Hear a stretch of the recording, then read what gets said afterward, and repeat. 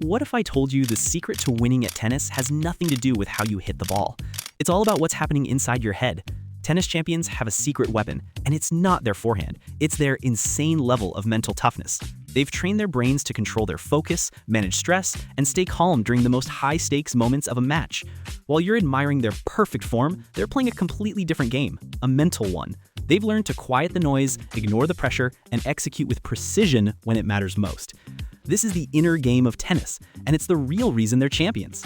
The next time you see a player win a huge point without even cracking a smile, you'll know why. They're not just physically gifted, they're mentally unbreakable. It's a superpower you can't see.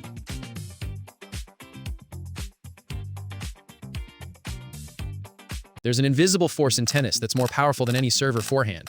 It's called momentum, and it's the secret to winning matches. Momentum is that feeling when one player has the upper hand, and everything they do seems to work. It's a psychological wave that can carry a player to victory or crush their opponent's spirit. But here's the crazy part. Momentum isn't real. It's a psychological illusion that players create and fans believe in. The player who wins a few key points in a row starts to feel confident, while their opponent gets discouraged. This mental shift is what we call momentum. The best players know how to create it, ride it, and, most importantly, how to stop it when it's going against them. They're not just playing tennis, they're manipulating the psychology of the match. It's a mind game disguised as a sport.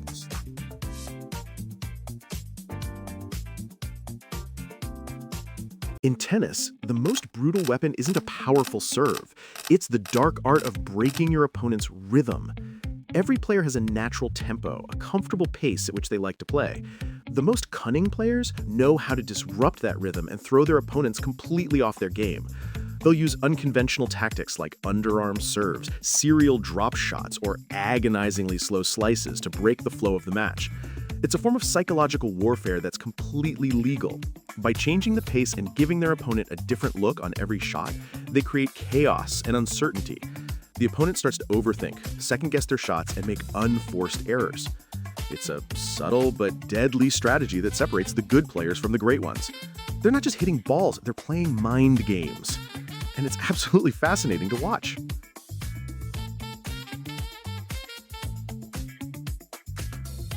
Losing your cool in tennis isn't just bad sportsmanship, it's a death sentence.